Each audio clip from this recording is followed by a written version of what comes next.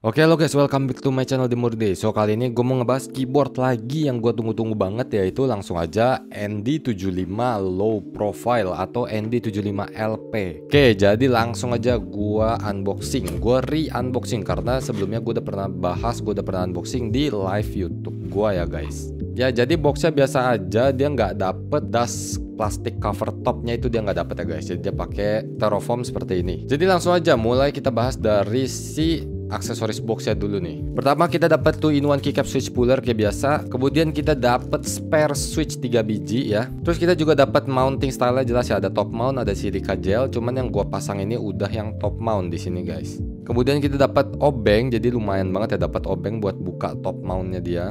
Terus juga dapat spare cable, ini salah satu yang penting ya, dapat daughterboard cable-nya, juga dapat buat layar LCD cable-nya. Ini penting banget guys. Terakhir yang gue suka, gue mau infoin aja juga ya tambahan, yaitu kabelnya mereka, kabel bawaannya mereka yang gue suka banget. Beda dari yang keyboard pre-built lainnya ya, ini tuh kualitasnya jelas ya guys. Dari strapnya aja kelihatan udah mantep. Terus dia itu tipe kabelnya yang tebel, bulky, kayak dari rubber gini guys. Jadi pokoknya mantep banget lah. Terus yang gue suka di ujung kabelnya ini ya, dia ada kayak indikator gini guys, yang saat kalian colok ke keyboard kalian, indikatornya akan nyala lampunya. Jadi ya bagus banget lah buat kabel bawaan gitu loh. Oke, terus terakhir dapat kita juga yaitu wrist rest yang dari bahannya silikon atau rubber kali ya. Ini bahannya dari rubber atau silikon kali gitu ya guys. Ya terakhir dapat keyboardnya langsung. Nah, jadi mulai aja kita bahas keyboardnya. Oke, so kenapa keyboard ini jadi yang gue tunggu-tunggu banget ya? Karena jelas ini adalah keyboard low profile mechanical keyboard pertama gua guys ya. Jadi ditambah lagi ini mungkin masuknya jatuhnya ke dalam custom mechanical keyboard ya, karena dia bisa diubah-ubah mounting stylenya. Nah gimana guys, jadi ini adalah keyboard ND75 low profile. Gua buka yang lavender. Kalian mungkin bisa lihat dulu ya sekilas dari desainnya. Jadi seperti ini bagian depan ya, bagian depannya dia kayak ada stepnya gini ya, dia agak turunan. Bagian sampingnya ya biasa aja, dia ya dari dua case ya, top dan bottom case. Dan bagian belakangnya sama kayak ND75, ND TKL, dia pakai weight seperti ini. Dan ini dia pakai rubber fit yang ditempel guys, jadi nggak bisa dicabut ya. Type C colokannya di bagian belakang tengah. Nah oke, jadi pertama langsung aja gue bakal sound test dulu guys. Kita pertama-tama langsung aja sound test sebelum gue bahas lainnya. Silica gel dan top mount, kita bakal sound test dua itu ya.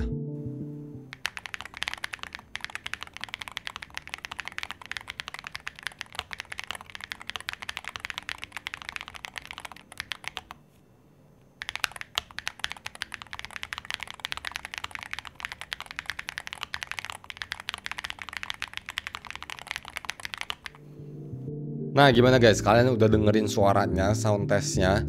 Dan menurut gua sound testnya sih mantep banget ya. Oke lah, jadi sebelum gue mulai bahas kesimpulan, gue bakal bahas fitur-fiturnya dulu aja buat si ND75 low profile ini.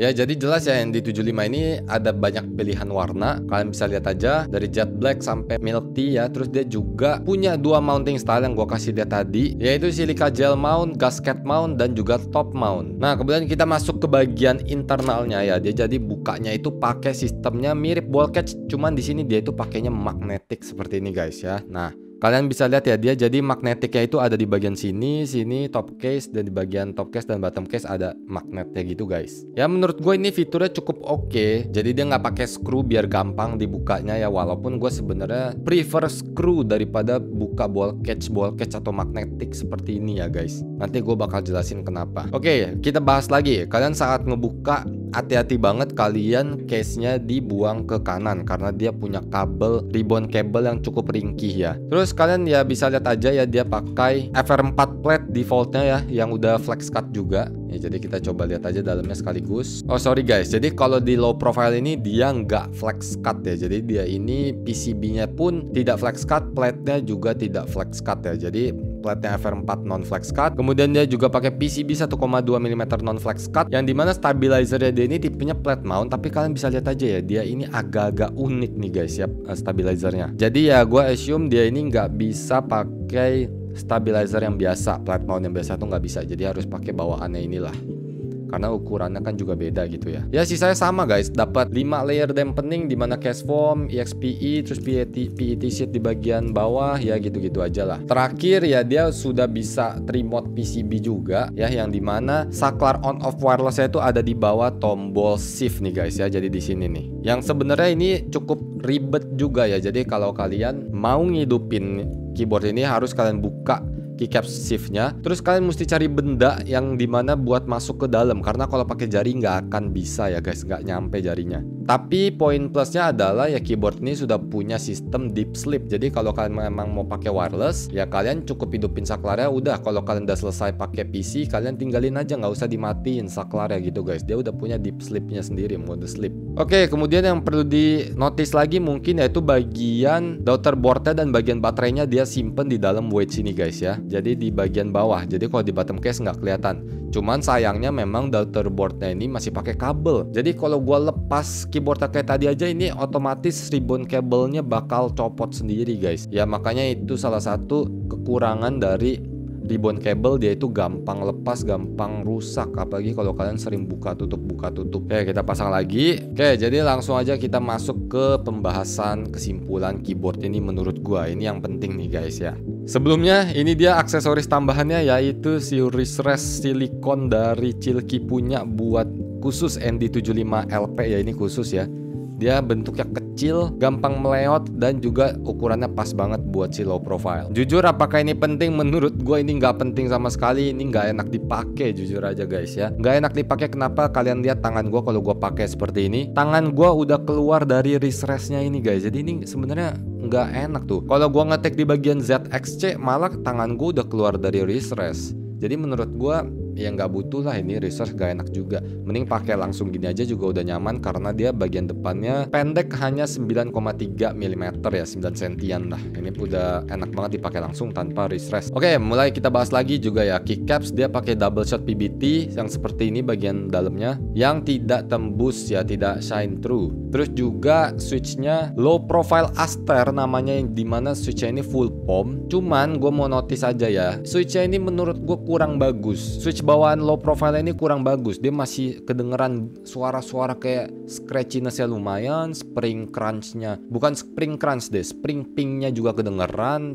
Terus kadang juga ada tickingnya. Ya sehingga suaranya itu jadinya bisa dibilang nggak clean lah, cukup berantakan gitu guys ya. Jadi kalau memang kalian punya switch luar low profile yang mantep, bisa ditukar aja biar maksimal ini keyboard. Nah terus kenapa gue excited banget sama keyboard low profile dari Cilki ini ya, karena menurut gue ini adalah satu-satunya keyboard low profile aluminium case dengan harganya di sekitar di bawah 2 juta ya, yaitu harganya sekitar 1,7 sampai 1,8. Tapi kalian sudah mendapatkan kualitas seperti ini, itu udah worth it to value banget guys, worth to value banget ini keyboard guys. Mungkin kita bisa bandingin saat ini kayak dengan keyboard Nupi gitu ya, keyboard Nupi yang di harganya 2 juta ke atas buat alu case juga.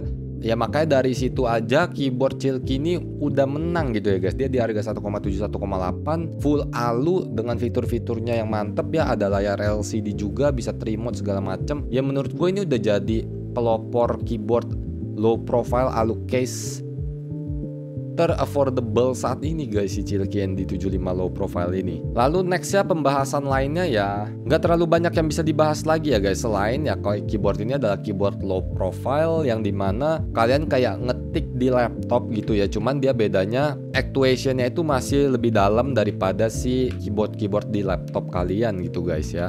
Ya sebenarnya sih menurut gue tujuannya keyboard ini dipakai buat orang-orang yang sebenarnya kurang suka dengan keyboard yang tinggi kayak mechanical pada umumnya. Kayak temen gue itu punya satu, dia nggak terbiasa dengan keyboard kayak mechanical yang biasa gitu ya, pakai cherry ukuran biasa, pakai cherry profile keycaps. Dia nggak biasa, mencetnya kurang enak, dia biasa main di laptop soalnya. Terus gue kasih coba keyboard ini, dia bilang ini enak banget buat ngetik gitu ya, ini cocok buat dia. Udah gitu suaranya pun menurut dia ini udah nggak enak secara bawaan, yang dimana dia itu awam per keyboardan tapi dia bisa bilang ini typing feel dan suaranya enak. Next ke mounting style. Jujur mounting style kayak tadi silica gel sama top mount gua sama sekali nggak merasa perbedaannya ya guys. Mungkin dikarenakan juga keyboard ini itu low profile, jadi nggak banyak ruang buat improve atau membedakan suaranya, sehingga gua mau pakai top mount atau pakai silica gel suaranya ini sama aja. Ya kalau suara yang silica gel memang kerasa lebih deep sedikit daripada top mount ya, tapi kalau untuk typing feel jujur dua-duanya masih kategori yang stiff ya, jadi gua sama sekali hampir nggak merasakan bedanya typing feel di gasket mount maupun di top mount. Padahal harusnya top mount itu lebih kaku, lebih stiff jauh daripada gasket mount ya, cuman sekali lagi mungkin ini karena